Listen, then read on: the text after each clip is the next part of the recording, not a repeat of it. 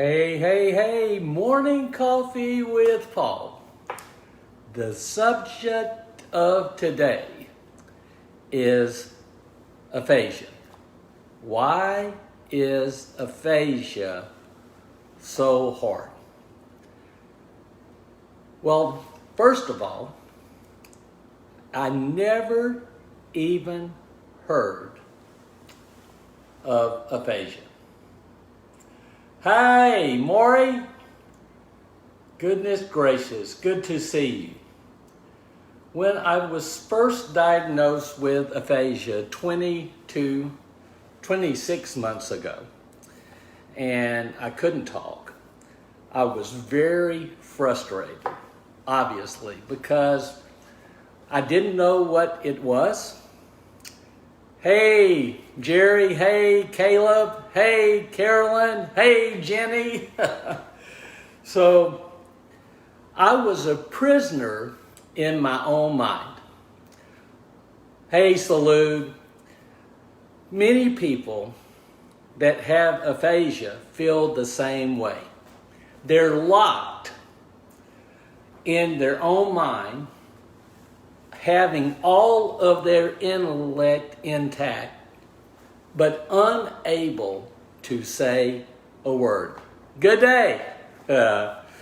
So the emotions that run the gamut are based in why me questions and what if questions. Hey, Bill Connors, you're doing a great job. Hey, Chris. Hey, Kristen. So when I had my stroke, I was asking all kind of why me questions for the first month. Why did that happen to me? And I was getting more frustrated by the day. I felt isolated. I felt sad. I felt lonely. I felt overwhelmed. I felt frustrated beyond belief. Some ways I was lost in my own mind, trying to figure out what I could do about this thing called aphasia. Hey, Carolyn. And I was in doubt. And doubt crushes hope. So I was looking for anything where I could see a way clear. Anything that I could see that would help me. But the funny thing, I couldn't talk. I couldn't communicate it with my family. I couldn't even write what I wanted to say. So the continual questions, down questions, what if, why me, why me? And it's hard. It's hard. Anybody that tells you it's not hard is kidding you. It's hard work to teach yourself to talk from scratch, regardless of what age you are. So what I was looking for was recovery, and I just needed a glimpse of hope so I could see my way clear. For the first month, I was inundated with bad thoughts, depressed, angry, sad, lonely. I just didn't understand how somebody could wake up one day and not be able to talk. Picture this. Be quiet for 20 seconds.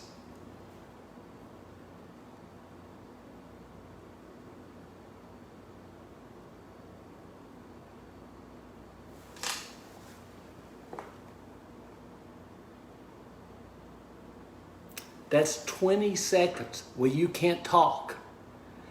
You want to say something and you can't. Try a minute. Try a day. Try a week. Try a month. Try a year. That's aphasia. That's aphasia. And I believe it takes really unique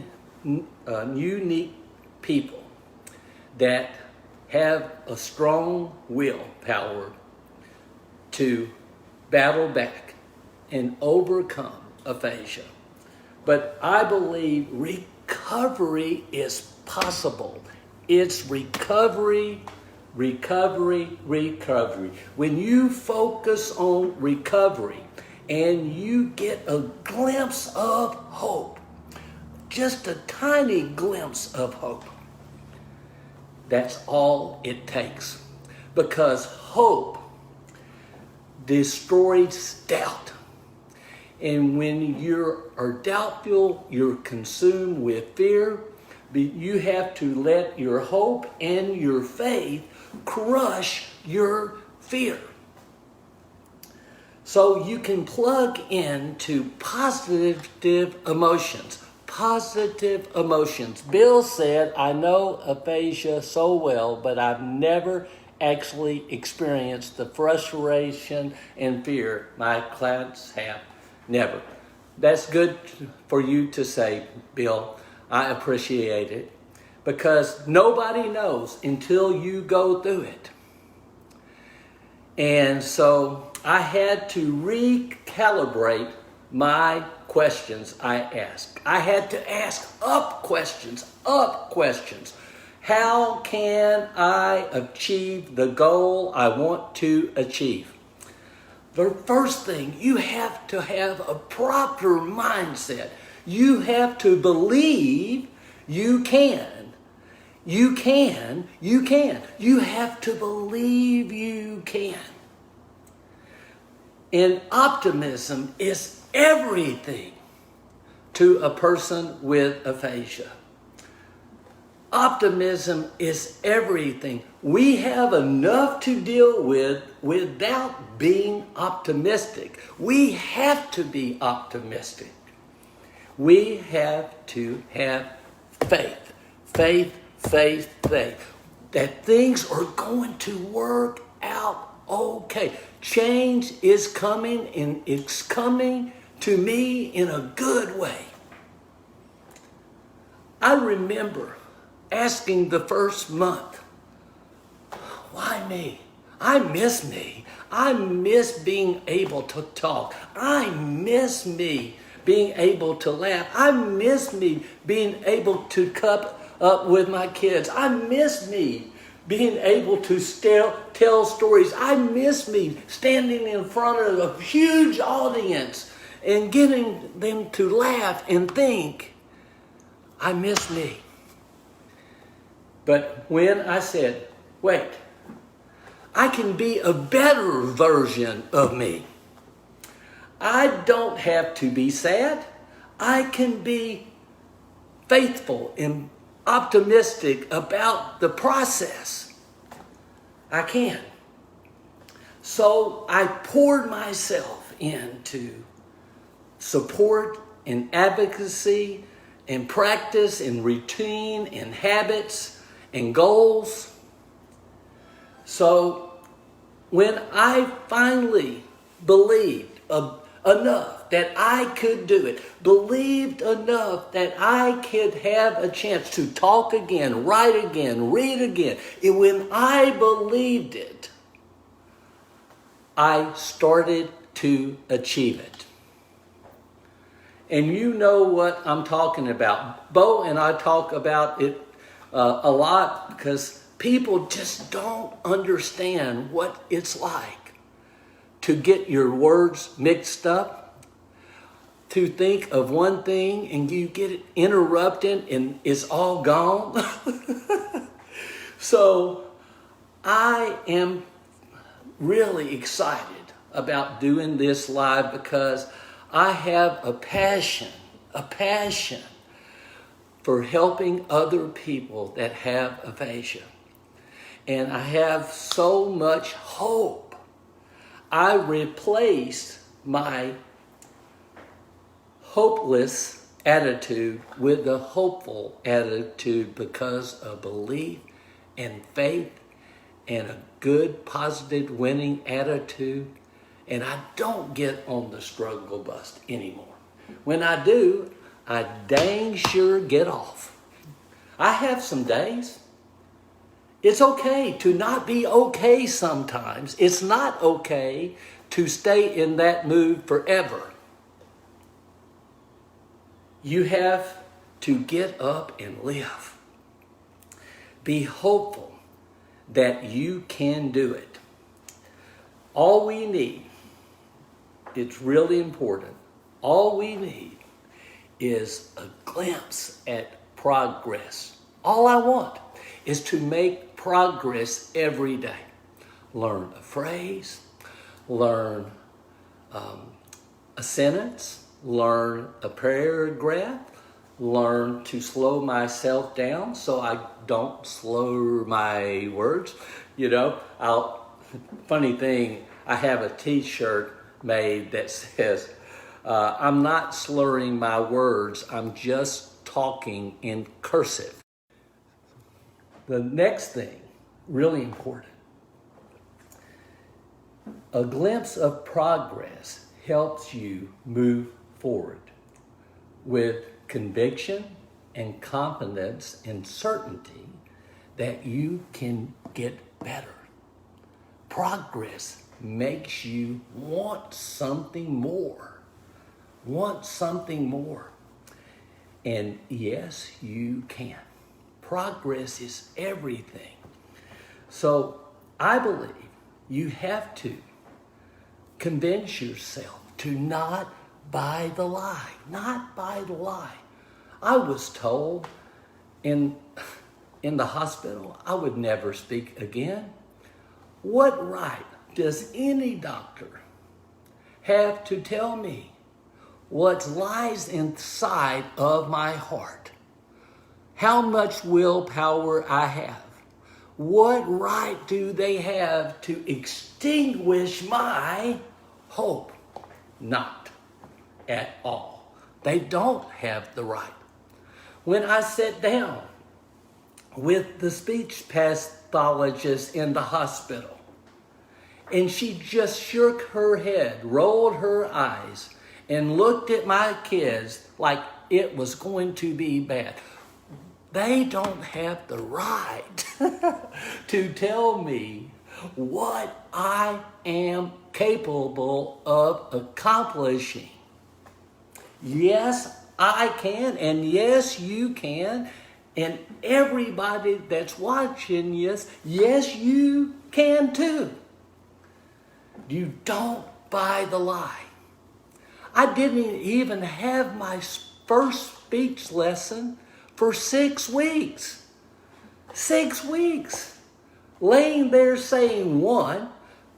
Thank God my son got me a little pre-K kindergarten book and I doubled my vocabulary. The first word I learned was sock. One sock. Yay! I knew if I could learn one thing, I could learn several things. So, Jerry, you're right. No quitting in the world of stroke survivors or aphasia or TBI. We just don't quit. We dust ourselves off and get back up and get at it again. Hey, Jennifer. Hey, Ralph. So don't buy the lie. Don't buy the lie. When I went to this fancy speech therapy clinic in St. Pete, I ran into the same thing. They helped me so much, but they set my standards so low. I wanted to talk. I wanted to learn my quotes, and they helped me so much. I just needed them to understand. I had high standards. I drove them crazy. I'm sure I did. but I wanted it so bad. I wanted to talk so bad. So, aphasia, it's much like a fog. Have you ever been driving in a fog that got so thick, you slowed down and prayed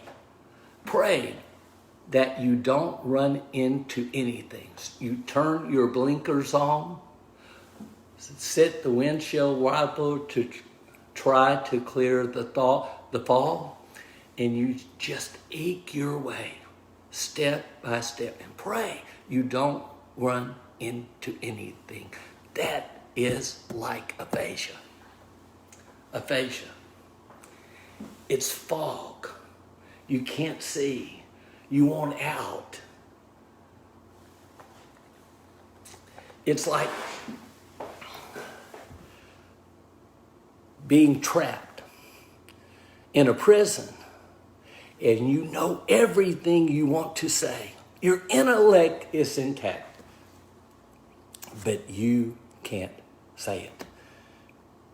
That's not a reason to quit. You have to press forward. God's delays are not God's denials. 3 months in, I look at my videos I recorded, and it took forever to record that videos. Forever. But I just kept pushing forward. You know, you need support. I had support of my family and support. Hey, Kevin, I'll call you back later. And Carolyn's, I now use my iPad. Yes, good. I use text to speech as well every day. But listen, when you have people walk away, and they sometimes do, friends walk away, they're not the friends that you want to have. I promise you that. And your good friends stick and stay. So be thankful for them. Be thankful for the caregivers you have in your life. Be thankful that you have a life. Be thankful that you are alive to enjoy this day. Good morning, John. Hey, Dennis, man. Hey, Dennis, you got it going on with this dietize. I'm so proud of you. Dennis Sheehan is a guy that just won't quit. He's exactly what I'm talking about. Exactly what I'm talking about. Salute is too. Tom is too. Bo is too. If you have the guts and the grit and the gumption to get back up, you can talk again. I know it's hard. Everybody that has aphasia has their own version of aphasia. Jerry likes to put that this way. We all have our fingerprint on the glass, and it's all different. Everybody's aphasia journey is a little bit different. But that's okay. That's okay. That's okay. So I hope you enjoyed my somewhat of a rant about aphasia. But I believe if you picture in your mind that things are going to get better. I like me better now. I believe I'm a better speaker now. I believe because I have a message that transcends what I had before. It's called experience. Experience. When you go through aphasia, and when you think about things that you shouldn't think about in the first month. And you think it will never be the same. It will never be the same. Why don't my friends come around as often as they used to? Why don't people just understand? Why do people roll their eyes when I'm trying to talk to them? I want my life back. People don't give me time. Listen, it will never be the same, but better. I miss me, but I like to know me better. Why do some of my friends fail to come around? My best friends do, and I'm glad. People just don't understand, so I have to educate them on aphasia. That's my role, to sit people down and educate them about aphasia. Why are people rolling their eyes at me? I think it's because I'm good looking. Anyway, I want my life back times 10. I don't want my life back. I want it back times 10. I'm going to do more with my life to help other people than I had in the previous 61 years before I had my stroke. People don't give me time. The people that matter do. So have a good day. Have a blessed day. Hey, Jenny, you know, you mean the world to me, and Jenny Baker is my good friend. She was close to my mom, and my mother loved to write Jenny, and she loved to get a letter from Jenny. But anyway, I don't mean to tug at your heart. I just want people to understand that we have a great opportunity to be our best every time. Have a good day. Have a great day. Have a blessed day. And see you later. Bye.